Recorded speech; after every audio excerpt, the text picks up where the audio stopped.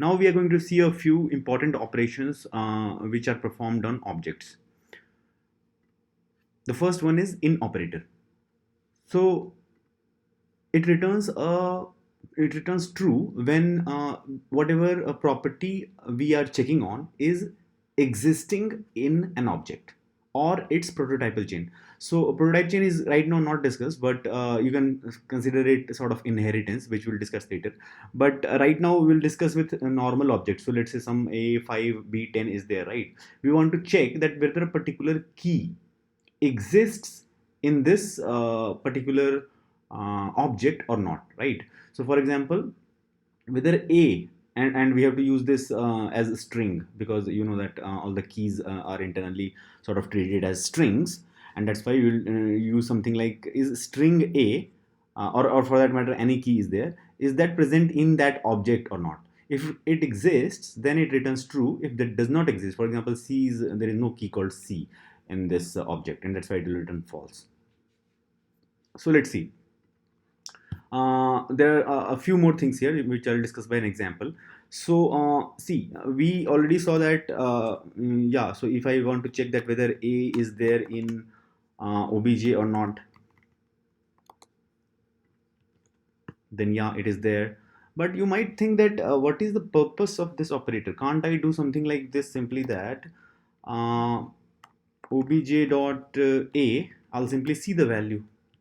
Okay, I'll simply see the value, and if that value is so if some value is let's say c, obj.c, right?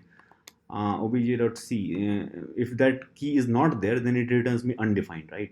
So what if I say that if this thing is returning me some value like 5 in this case, right? Then it means that it is there, and if it is not there, then it is if it is undefined, then we'll say that that does not exist. Well, not so simple. Why? Because what happens that, see, right now it is clear, fairly clear that yeah, a in returns obj, and obj dot a returns 5, right? But let's do the same thing with some property which is not existing. So c and c. Okay, in this case yeah, so c does not exist, so c in object returns false, and in object of c undefined. But we cannot simply check a condition with undefined. Why? Because what if something like this is there? Let's say there is a key c and its value is undefined. Now, in this case, again we will run the code. We will still get undefined. Why? Because now the earlier value was not there, and that's why undefined was returned. Now value is there, and its value is undefined. So again undefined will be returned. But how do you know whether that key c is existing inside it or not? In this case, you see that c in obj is now written true instead of false, which signifies that this thing is there. This key is there inside this thing, right? And again you might have thought that yeah, there is like we know another way of doing that, which is something like, let's say if I do object dot keys and list down all the keys. Let's see this. I know abc, all the keys, and then I'll see that whether c exists in this list or not. So dot includes, and whether c exists in this or not, right? And this will return me true, and this will also return me true, right? So yeah, you can understand that yeah, c in obj can be sort of a shortcut for this thing. Yeah, that is fine. But then again, this syntax will be too much simpler and concise than writing something like this. Okay, anyways, let's move to the next operator, which is delete operator. So right now we earlier saw that yeah, if let's say a b something is there, and yeah, if let's say we want to change it, and right now let's print the normal object, which is yeah, already it is a5 b10, it will be a5 b10, that is fine. But what if after some time I change obj, right? And we saw two methods, right? obj dot c is equal to 10 or 10 or 20 or any number or string or array, whatever you want to set, you can set. And now you see that earlier a5 b10 and a b c 10, now c property is added, and we saw another syntax. We could have done something like this also, right? um, Something like this, and this will also do the same. Yeah, but this is about adding. What about deleting? Okay, what if I want to delete b? For that, this is the syntax. In order to remove a non-inherited property from an object, we use delete operator. Again, we simply, let's take an example of simply removing a particular property rather than what is this non-inherited. Again, this will come in if some property is inherited using prototype chain, then that thing is called inherited, which we have not learned. So just for sake of completeness, I have written here, but just you can remove, you can ignore that for now. We have to remove a property from an object. A, B, 10. I have to remove B. What I will do simply is that there is a syntax, something called delete space, and after that, whatever property you want to delete. So object dot that property you have to write, right?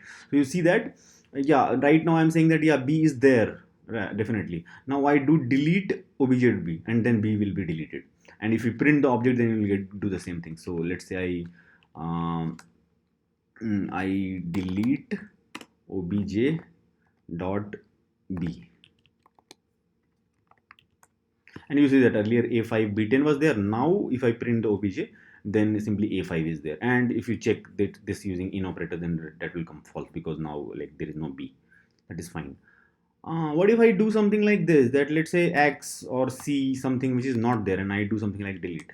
Is this giving me some error? No, it is not giving me error. See, it is just ignoring. So you have to be careful with these operators, that if you are using them and like you did some mistake in using them, then it will not throw you any error. It will just silently, it will be a no operation. It will be ignored, right? So yeah. Next, let's see this, that we are trying to delete it, right? But what if we and anybody can delete our object? What if we don't want that to happen?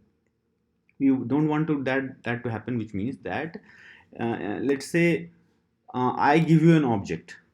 So let's say right now it is deleting, right?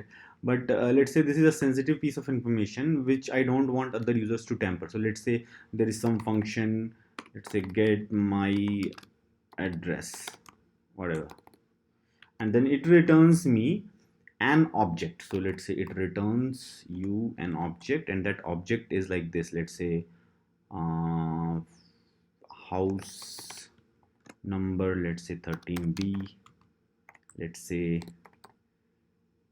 street Fulang, whatever.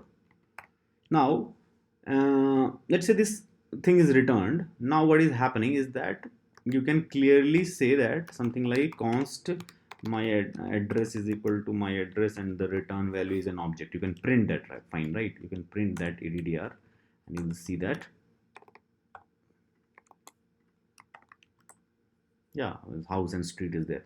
But what if I say that that is fine, but I don't want, I want you to read it, you can see my address, that is fine, but I don't want to allow you to tamper, which means that I don't want you to do something like you can change my house to let's say A205 or something like that, right? You should not do that. Okay, now this is like somebody will get this wrong. Okay, so I want you to use this, read this, but I don't want you to change this. For that, there is something called object.freeze. What it does is that freezes an object. The object can no longer be changed. Okay, and the syntax is something like this. You simply have to run this thing, object.freeze, and after that pass the object, and after that whatever operations you do. So you obj.c, you create something, it will not be created. Obj.b is equal to 15, you want to update something, it will not be updated. Delete some property, it will not be deleted. In fact, whatever you do, nothing, no operation, nothing will happen. Still, if you print, then a5 b10 will be there, right? Nothing will have been changed. But if you don't use that object dot, so here also you can try that out. So let's say object dot freeze, right? I freeze this object, oh, not object, see this, the name is addr, right? Yeah. So yeah, now let's try this out. Now you see it is 13b, so this whole thing is silently ignored.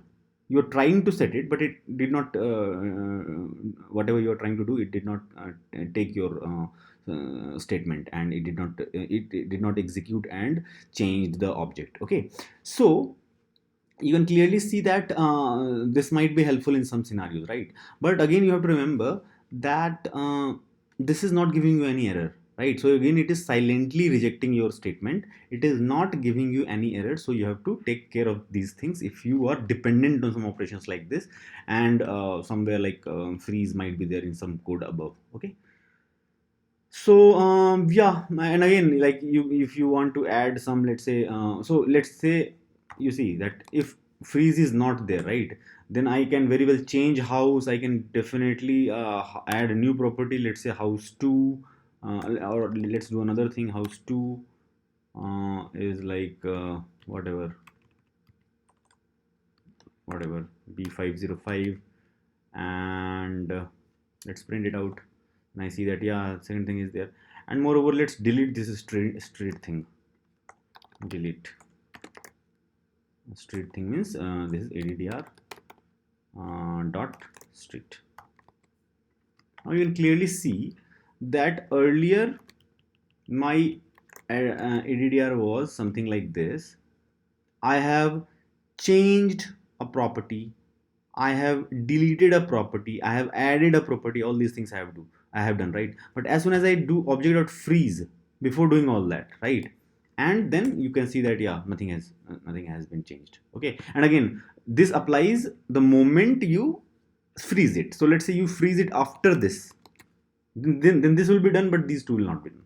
Okay. So 8205 is still there, but other two will not be done. Okay, that is fine. There's something called object.seal. It is similar to object.freeze. There is a slight difference that it prevents new properties from being added. Okay, but let's see, can you delete it, can you update it? Let's try that out, right? So yeah, so one by one we will try to do it. So let's do one by one.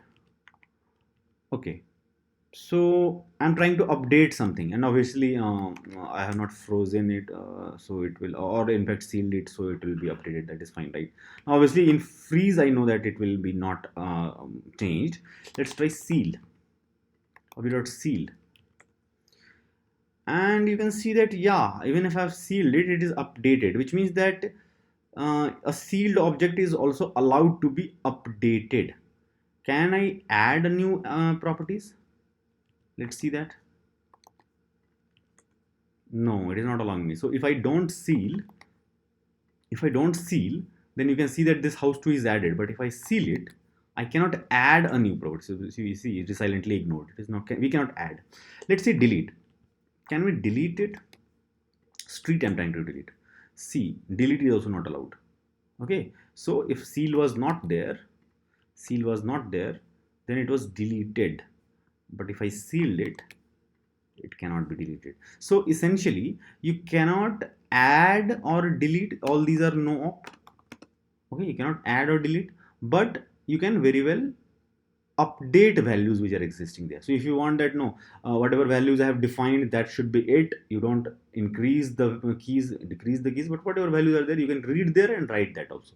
So those things can be done. Okay, so creation and deletion will be no operation, otherwise updation is possible. And there are a few more object methods, but they are slightly advanced, and we don't know prototype chain also. There are like setters and getters and this keyword, so all these things, but they are slightly advanced, so we'll get into that after some time. For now, I think that earlier methods like object dot keys, values, entries, and right now whatever we learned, that should be sufficient to get started. Okay, so that will be all for this video. See you in the next one.